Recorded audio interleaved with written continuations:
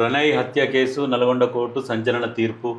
తెలుగు రాష్ట్రాల్లో సంచలనం సృష్టించిన ప్రణయ్ హత్య కేసులో నల్గొండ కోర్టు సంచలన తీర్పు వెలువరించింది. అంటే మిర్యాలగూడ మర్డర్ కేసు ఉన్నది కదా ప్రణయ్ది. ఇప్పుడు A2గా ఉన్న ఎవరు సుభాష్ కుమార్ శర్మకు ఉరిశిక్ష విధించింది, మిగతా ఖైదీలకు జీవిత ఖైదు వేసింది.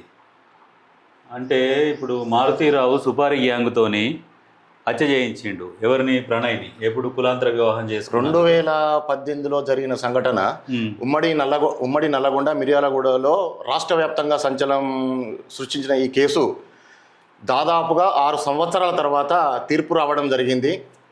ప్రణయ్ హత్య కేసులో దాదాపుగా 8 మంది నిందితులు మారుతిరావుతోని కలిపి మారుతిరావు 4 సంవత్సరాల సూసైడ్ చేసుకోవడం జరిగింది.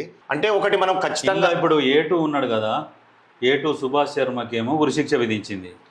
A2 సుభాష్ శర్మకు ఉరిశిక్ష విధించారు, మిగతా వారికి మాత్రము A3 అస్గత్ అలీ, బారీ, A5 కరీం, శ్రవణ్ కుమార్, A7 శివ, 8 నిజాములు మిగిలిన నిందితులుగా ఉన్నారు.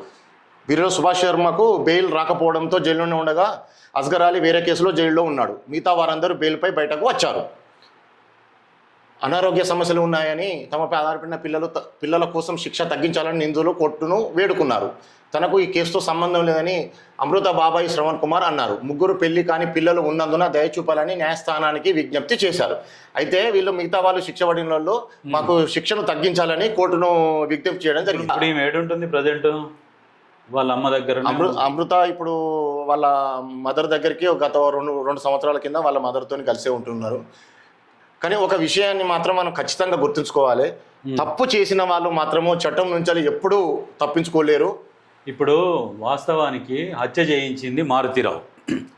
మారుతీరావు చేయించినందుకు వాళ్ళు చేసిన వాళ్ళకేమో ఇప్పుడు ఉరిశిక్ష జీవిత ఖైదు వేసిర్రు. ఇప్పుడు అంతగానం శిక్ష వేయడం కరెక్టేనా? సపోర్ట్ చేసిన వాళ్ళకు ఆ కేసులో పాల్గొన్న వాళ్ళు కూడా ఖచ్చితంగా నిందితులే. 100% 100% చట్ట ప్రకారం ఉన్నది. చట్ట ప్రకారం ఎవరు తప్పించుకోలేరు. ఖచ్చితంగా వాళ్ళకి శిక్ష పడాల్సిందే. మర్డర్ కేసులో ఎవరైతే వాళ్ళకు సహకరించారో వాళ్ళకు కూడా ఖచ్చితంగా న్యాయం జరిగిందని మనం భావించవచ్చు.